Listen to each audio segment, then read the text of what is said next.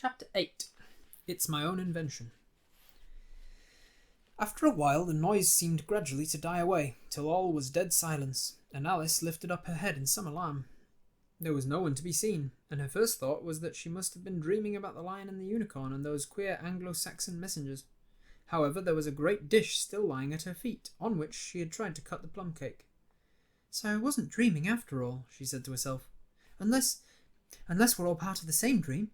Only I do hope it's my dream and not the Red King's.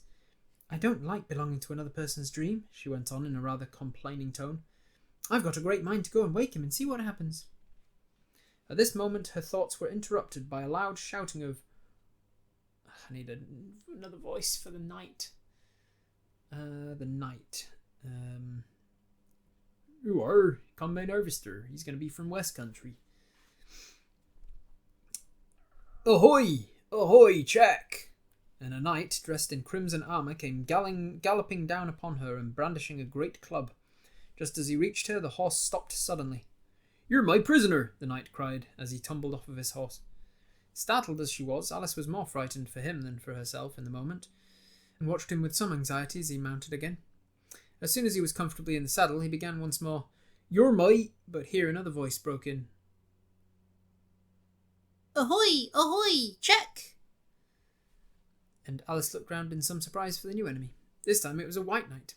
He drew up at Alice's side, but tumbled off his horse just as the red knight had done, and then he got on again, and the two knights sat and looked at each other for some time without speaking. Alice looked from one to the other in some bewilderment. "She's my prisoner, you know," the red knight said at last. "Yes, but then I came and rescued her," the white knight replied. "Well, we must fight for her then," the red knight said as he took up his helmet, which hung from the saddle and was something the shape of a horse's head, and he put it on. "You will observe the rules of battle, of course," the white knight remarked, putting on his helmet too. "I always do," said the red knight, as they began banging away at each other with such fury that Alice got behind a tree to be out of the way of the blows. "I wonder now what the rules of battle are," she said to herself as she watched the fight, timidly peeping out from behind her hiding place. "One rule seems to be that if one knight hits the other, he knocks him off his horse, and if he misses, he tumbles off himself. And another rule seems to be that they hold their clubs with their arms as if they were Punch and Judy. What a noise they make when they tumble, just like a whole set of fire irons falling into the fender. And how quiet the horses are. They let them get on and off just as if they were tables." Another rule of battle that Alice had not noticed seemed to be that they always fell on their heads, and the battle ended with their both falling off in this way, side by side. When they got up again, they shook hands, and then the red knight mounted and galloped off. "It was a glorious victory, wasn't it?" said the white knight as he came up panting.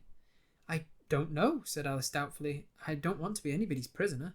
I want to be a queen." "Oh, so you will, when you've crossed the next brook," said the white knight. "I'll see you safe to the end of the wood, and then I must go back, you know. That's the end of my move." "Oh, thank you very much," said Alice. "May I help you off with your helmet?"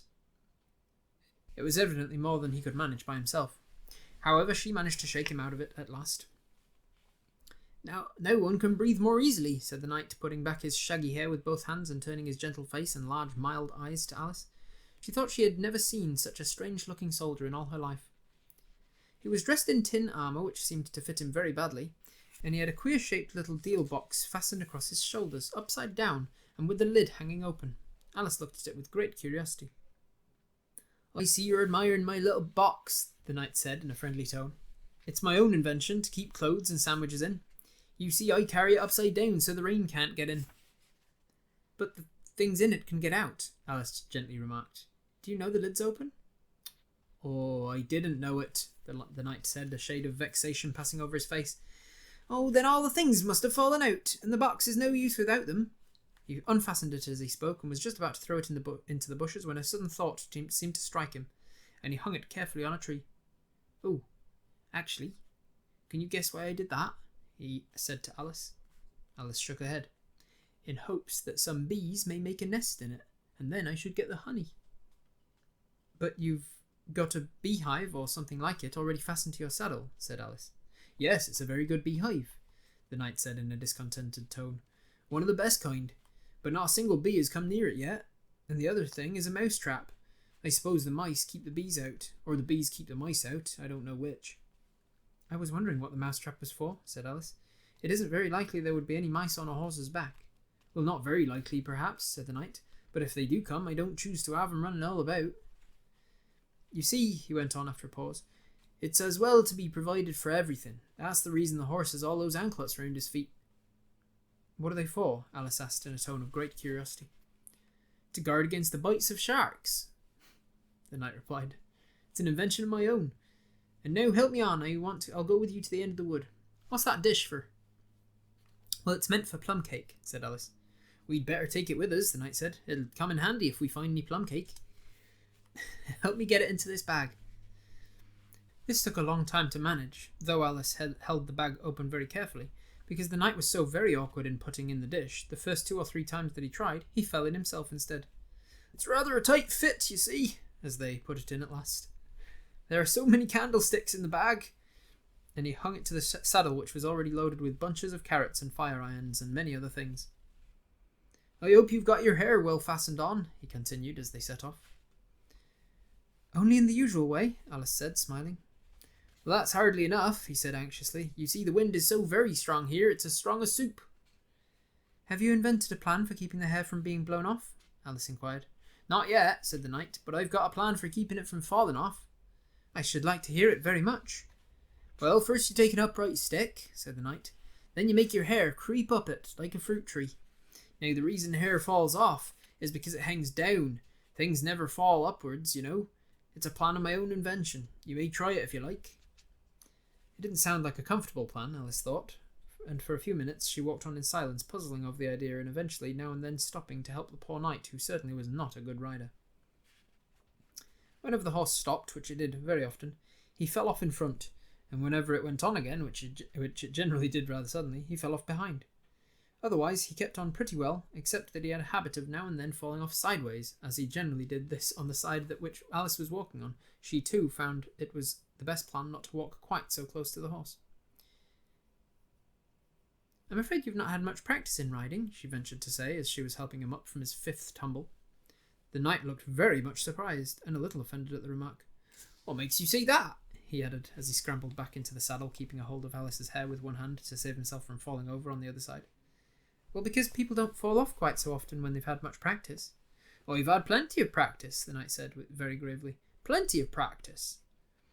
Alice could think of nothing better than to say, indeed, but she said it as heartily as she could. They went on a little way in silence after this, the knight with his eyes shut, muttering to himself, and Alice watching anxiously for the next tumble. The great art of riding, the knight suddenly began in a loud voice, waving his right arm as he spoke, is to keep... Here the sentence ended as suddenly as it had begun, because the knight fell heavily on top of his head exactly in the path where Alice was walking. She was quite frightened this time, and said in an anxious tone as she picked him up, Oh, I hope no bones are broken. None to speak of, the knight said, as if he didn't mind breaking 2 or 3 of them. The great art of riding, as I was saying, is to keep your balance properly. Like this, you know. He let go of the bridle and stretched out both his arms to show Alice what he meant, and this time he fell flat on his back, right under the horse's feet. Plenty of practice, he went on repeating all the time that Alice was getting him on his feet again. Plenty of practice. It's too ridiculous, cried Alice, losing all of her patience this time.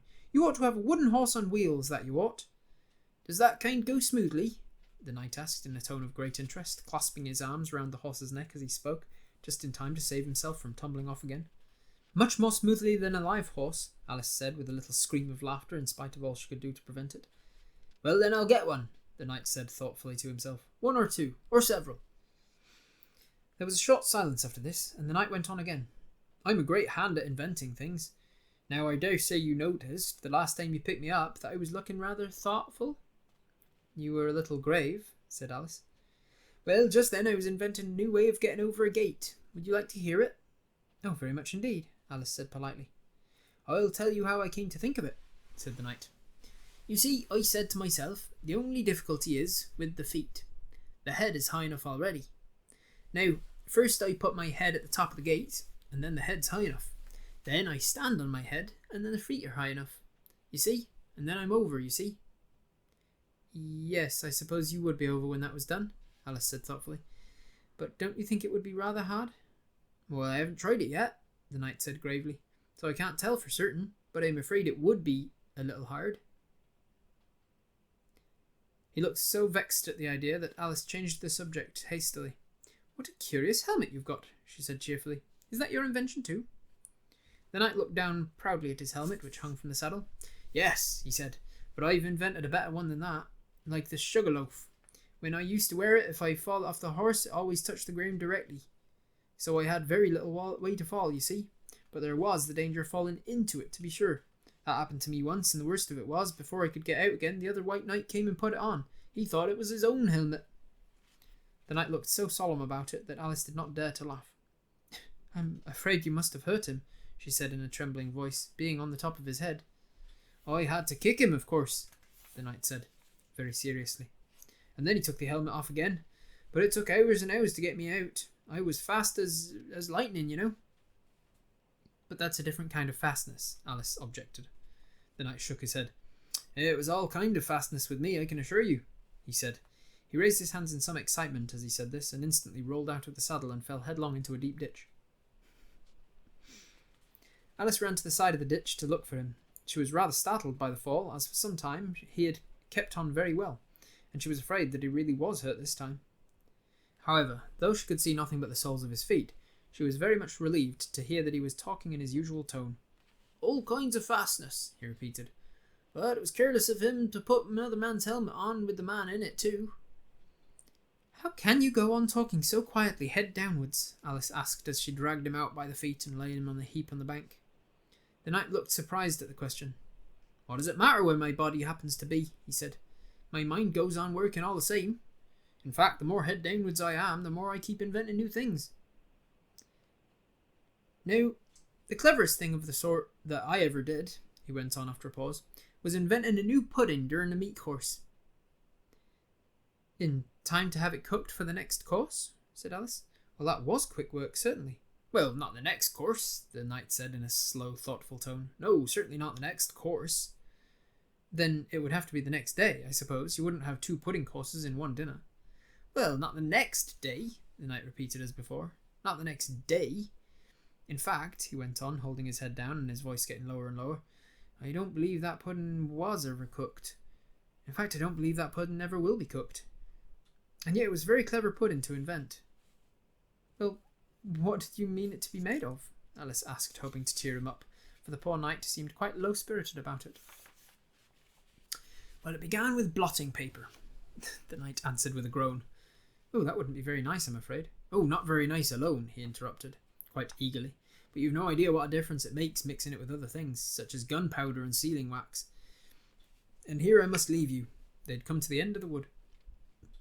Alice could only look puzzled. She was thinking of the pudding. "You're sad," the knight said in an anxious tone. "Let me sing you a song to comfort you." "Is it very long?" Alice asked, for she'd heard a good deal of poetry that day. "Oh, it's long," said the knight, "but it's very, very beautiful. Everybody that hears me sing it, either it brings them tears to their eyes, or else..." "Or else what?" said Alice, for the knight had made a sudden pause. "Or else it doesn't, you know. The name of the song is called Haddock's Eyes." "Oh, that's the name of the song, is it?" Alice said, trying to feel interested. "No, you don't understand," the knight said, looking a little vexed. "That's what the name is called. The name is really An Aged Man." Then I ought to have said that's what the song is called," Alice corrected herself. "No, you oughtn't. That's quite another thing. The song is called Ways and Means. But that's only what it's called, you know." "Well, what is the song then?" said Alice, who by this time was completely bewildered. "I was coming to that," the knight said. "The song really is A Sittin' on a Gate, and the tune's my own invention." So saying, he stopped the horse and let the reins fall on its neck, and then slowly beating time with one hand and with a faint smile lighting up his gentle foolish face as if he enjoyed the music of his song, he began. Of all the strange things that Alice saw in her journey through the looking-glass, this was the one that she remembered most clearly. Years afterwards she could bring the whole scene back again as if it had only been yesterday. The mild blue eyes and kindly smile of the knight, the setting sun gleaming through his hair, and shining on his armour in a blaze of light that quite dazzled her, the horse quietly moving about with the reins hanging loose on his back, cropping the grass at her feet, and the black shadows of the forest behind. All this she took in like a picture, as with one hand shading her eyes, she leant against a tree, watching the strange pair and listening in a half-dream to the melancholy music of the song. But the tune isn't his own invention, she said to herself. It's I give thee all I can no more. She stood and listened very attentively, but no tears came into her eyes. I don't know the song I give thee all I can no more, so I don't know what the tune is, so I'm just going to make it up. I'll tell thee everything I can, there's little to relate. I saw an aged man a-sitting on a gate. Who are you, aged man, I said, and how is it you live? And his answer trickled through my head like water through a sieve. He said, I look for butterflies that sleep among the wheat. I make them into mutton pies and sell them in the street. I sell them unto men, he said, who sail on stormy seas, and that's the way I get my bread, a trifle if you please. But I was thinking of a plan to dye one's whiskers green, and always use so large a fan that they could never be seen. So having no reply to give to what the old man said, I cried, come tell me how you live, and thumped him on the head. His accents mild took up the tale, he said, I go my ways, and when I found a mountain rill, I set it in a blaze. And thence they make the stuff they call Rowland's Macassar oil, yet tuppence halfpenny is all they give me for my toil. But I was thinking of a way to feed oneself on batter, and so go on from day to day, getting a little fatter. I shook him well from side to side until his face was blue. Come tell me how you live, I cried, and what it is you do. He said, I hunt for haddocks' eyes among their heather bright, and work them into waistcoat buttons in the silent night. And these I do not sell for gold, or coin of silvery shine, but for a copper halfpenny, and that will purchase 9. I sometimes dig for buttered rolls, or set limed twigs for crabs. I sometimes search the grassy knolls for wheels of hansom cabs. And that's the way, he gave a wink, by which I get my wealth, and very gladly will I drink your honour's noble health. I heard him then, for I had just completed my design, to keep the men I bridge from rust by boiling it in wine. I thanked him much for telling me the way he got his wealth, but chiefly for his wish that he might drink my noble health. And now if e'er by chance I put my fingers into glue, or madly squeeze my right-hand foot into a left-hand shoe, or if I drop upon my toe a very heavy weight, I weep, for it reminds me so of that old man I used to know, whose look was mild, whose speech was slow, whose hair was whiter than the snow, whose face was very like a crow, with eyes like cinders all aglow, who seemed distracted with his woe, who rocked his body to and fro, and muttered mumblingly and low, as if his mouth was full of dough, who snorted like a buffalo, that summer evening long ago, a-sitting on a gate. As the knight sang the last words of the ballad, he gathered up the reins, turned his horse's head along the road by which they'd come. You've only a few yards to go, he said, down the hill and over that little brook, and then you'll be a queen. But you'll stay and see me off first, he added, as Alice turned with an eager look in the direction to which he pointed. I shan't be long. You'll wait and wave your handkerchief when I get to that turn in the road. I think it'll encourage me, you see. Of course I'll wait, said Alice, and thank you very much for coming so far, and for the song. I liked it very much. I hope so, the knight said doubtfully, but you didn't cry so much as I thought you would. So they shook hands, and the knight rode off slowly into the forest. It won't take long to see him off, I expect, Alice said to herself, as she stood watching him. There he goes, right on his head as usual. However, he gets on again pretty easily. That comes of having so many things hung round the horse. So she went on talking to herself, and as she watched the horse walking leisurely along the road and the knight tumbling off first on one side and then the other. After the 4th or 5th tumble, he reached the turn, and then she waved her handkerchief to him and waited till he was out of sight. I hope it encouraged him, she said as she turned to run down the hill. And now for the last brook, and to be a queen. How grand it sounds. A very few steps brought her to the edge of the brook. The 8th square at last, she cried, and she bounded across. She threw herself down to rest on a lawn as soft as moss, and little flower beds dotted round it here and there. Oh, how glad I am to be here. And what is this on my head? She exclaimed in a tone of dismay as she put her hands up to something very heavy that fitted tight all round her head. But how can it have got there without my knowing it? She said to herself as she lifted it off and set it on her lap to make out what it could possibly be. It was a golden crown. That's the end of the chapter. Oh, hey, look at that. It's the end of the video. Don't forget to hit subscribe. See if you can get me to that next arbitrary milestone of 10,000 subscribers. That'd be pretty cool. Thank you.